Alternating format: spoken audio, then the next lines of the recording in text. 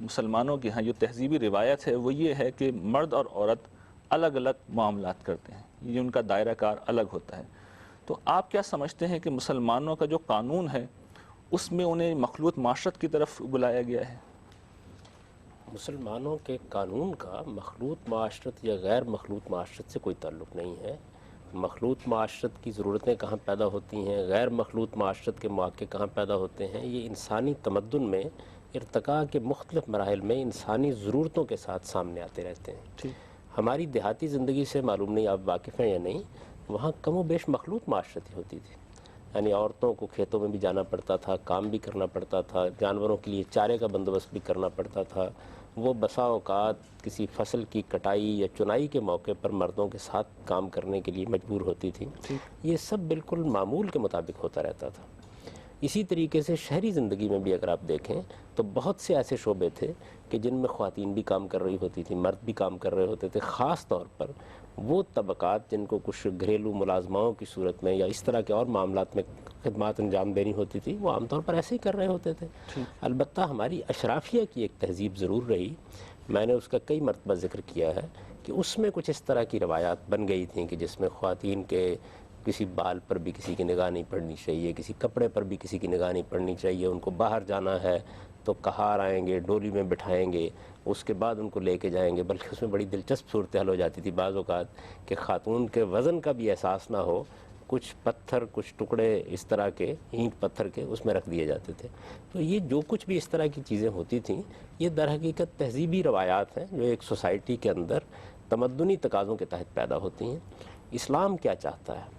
اسلام یہ چاہتا ہے کہ معاشرت مخلوط ہو یا معاشرت غیر مخلوط ہو، اس میں ان آداب کا ضرور خیال رکھا جائے جو آداب اللہ تعالیٰ نے ہمارے دلوں کی پاکیزگی کے لیے اپنی کتاب میں ارشاد فرمایا. کیا ہی اچھا ہوگا وہ آداب بھی اگر آپ اس وقت دوبارہ بیان کر دیں. اس سے پہلے ہم ویسے پردے پر گفتگو کرتے ہوئے بڑی تفصیل سے ان کو بیان کر چکے ہیں، لیکن آپ نے فرمایا تو میں پھر ان کا خلاصہ کر دیتا ہوں. ان تمام آداب میں جو چیز ملحوظ ہے وہ یہ ہے کہ آپ کے اندر کو پاکیزہ بننا چاہیے. مثلا پہلی بات یہ کہی گئی ہے کہ آپ غض بصر سے کام لیں. یہ غض بصر سے کس نے کام لینا ہے؟ مردوں نے بھی، عورتوں نے بھی. ٹھیک ہے. جب مرد اپنی نگاہ میں پستی پیدا کریں گے، عورتیں اپنی نگاہ میں پستی پیدا کریں گی، حیا پیدا کریں گی، نگاہ خط و خال کا جائزہ لینے والی نہیں ہوگی، تو اصلاح کس چیز کی ہوگی؟ دل کی اصلاح ہوگی. اسی وجہ سے قرآن مجید نے جہاں یہ ہدایات بیان کی ہیں وہاں یہ کہا کہ ذالک ازکی لقلوبکم، یعنی یہ تمہارے دلوں کی پاکیزگی کے لیے زیادہ بہتر ہدایات ہیں. اسی طرح یہ فرمایا ہے کہ وہ اپنی شرمگاہوں کی حفاظت کریں. شرمگاہوں کی حفاظت اس وقت تک ہو نہیں سکتی جب کہ آپ کے اندر عفت اور پاک دامنی کا احساس نہ ہو، ایکسپوجر کا جذبہ نہ ہو. یعنی آپ یہ خیال کرتے ہوں کہ یہ حیا کی جگہ ہے اور مجھے ایک دائرے سے باہر ان کا افشا نہیں کرنا. جب آپ کو افشا نہیں کرنا ان کا تو اس کا مطلب یہ ہے کہ اپنے لباس کے بارے میں محتاط ہوں گے، آپ اپنے خیالات تک کے اندر پاکیزگی پیدا کرنے کی کوشش کریں گے. اور یہ بھی دیکھیں گے کہ اللہ تعالیٰ نے جو بڑے جرائم بیان کیے ہیں ان میں چونکہ بدکاری ایک بڑا جرم ہے تو میرے اندر کسی درجے میں اس کا کوئی میلان نہ پیدا ہو رہا ہو. اور اگر ایسی کوئی چیز شیطان آپ کے دل میں ڈالے گا تو آپ فوری طور پر یہ کوشش کریں گے کہ آپ اس کو دبا دیں. تو یہ حفظ فروج جس کو کہا گیا، بلکہ میں تو کبھی کبھی یہ کہا کرتا ہوں کہ اگر دو لفظوں میں یہ بیان کرنا پیش نظر ہو کہ ہماری اسلامی تہذیب کے خصائص کیا ہیں تو میں یہ کہوں گا کہ حفظ فروج اور حفظ مراتب، یعنی دو لفظوں میں آپ اس کو بیان کر سکتے ہیں. کیا عمدہ بات ہے.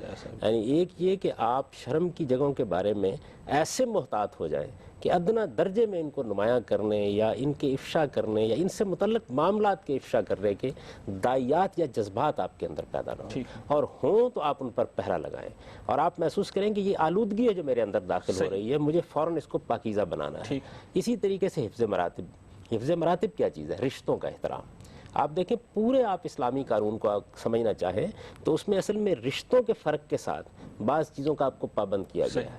یعنی ماں اور باپ کو ایک برتری کے مقام پر رکھا گیا ہے، شوہر کو ایک عزت کے مقام پر رکھا گیا ہے، استاد کو ایک عزت کے مقام پر رکھا گیا ہے. یہ رشتوں کی عزت ہے، رشتوں کا احترام ہے. تو یہ چیز جو ہے میں اس کو حفظ مراتب سے تعبیر کرتا ہوں. ہماری تہذیب کی بنیادی چیزیں یہی حفظ فروج اور حفظ مراتب. تو یہاں حفظ فروج کی طرف توجہ دوسرا حکم ہے، اور عورتوں کو بھی توجہ دلائی گی، مردوں کو بھی توجہ دلائی گی کہ دونوں کے اندر سے یہ چیز پھوٹ کر نہ نکلے، یہ معاشرے میں متعدی نہ ہو. جب مجھے یہ احساس ہو یا آپ کو یہ احساس ہو تو فوراً ہم اس پر پہرا لگانے کی کوشش کریں. لوگ یہ خیال کرتے ہیں کہ یہ کوئی خارج سے لوگوں پر نافذ کرنے کا حکم ہے، نہیں، یہ داخل سے اپنے اوپر نافذ کرنے کا حکم ہے. اسی طریقے سے یہ بتایا گیا کہ عورتیں اپنے سینے کو اچھی طرح چھپا کر یہ خاص عورتوں کے لیے ہے. خاص عورتوں کی، اس لیے کہ ان کا سینہ بھی شرمگاہ ہے. یہ چیز چونکہ عورتوں کے ساتھ خاص ہے اس لیے ان کو ہی کہی گئی. اس میں بھی کیا چیز مقصود ہے؟ وہی چیز مقصود ہے جو شرمگاہوں کی حفاظت کے لیے کہی گئی ہے. یعنی مردوں اور عورتوں کو جو بات پہلے اجمال میں یا عموم میں کہی گئی تھی، اسی بات کے خاص پہلو کو اس کے اندر نمایاں کر دیا گیا ہے. پھر عورتیں زیبائش کرتی ہیں، آرائش کرتی ہیں. زیبائش اور آرائش آپ کرتے ہی اس وقت ہیں جب آپ چاہتے ہیں کہ آپ بہتر لگیں، زیادہ خوبصورت لگیں.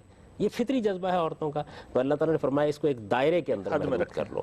اگر زیبائش آرائش نہیں کی ہوئی، سادگی سے خواتین رہ رہی ہیں، بیٹھ رہی ہیں، پھر کوئی مسئلہ نہیں ہے.